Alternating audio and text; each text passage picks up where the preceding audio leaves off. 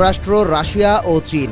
বিশ্বের এই তিন পরাশক্তির কাছে রয়েছে পঞ্চম প্রজন্মের যুদ্ধবিমান। এবার এই এলিট ক্লাবে যোগ দিতে যাচ্ছে পাকিস্তান। সাম্প্রতিক সময়ে বেইজিংয়ের কাছ থেকে J-35 জেট কেনার বিষয়ে আলোচনা করছে ইসলামাবাদ। বেশ কিছু আন্তর্জাতিক গণমাধ্যমের তথ্য বলছে, এক স্কোয়াড্রন বা 40টি যুদ্ধবিমান ক্রয়ের আলোচনা পৌঁছেছে চূড়ান্ত পর্যায়ে। চীনের পর পাকিস্তানের হাতেও পঞ্চম প্রজন্মের যুদ্ধবিমান চলে এলে চাপে পড়ে যাবে ভারত। পাকিস্তানের সাবেক বিমান বাহিনীর এক শীর্ষ কর্মকর্তার দাবি, চুক্তি সম্পন্ন হলে আগামী 10 থেকে 15 বছরের জন্য আকাশে ভারতকে টেক্কা দিতে পারবে পাকিস্তান। দ্য এক্সপ্রেস ট্রিবিউনে দেয়া সাক্ষাৎকারে এয়ার কমোডোর জাহিদুল হাসান জানান, দীর্ঘদিন ধরে দেশীয় প্রযুক্তিতে পঞ্চম প্রজন্মের যুদ্ধবিমান AMCA তৈরির চেষ্টা করছে নয়াদিল্লি। বর্তমানে বিমানটি প্রিলিমিনারি ডিজাইন রিভিউ বা PDR ধাপে রয়েছে। চলতি বছর জুন নাগাদ এটি সম্পন্ন হবার কথা রয়েছে।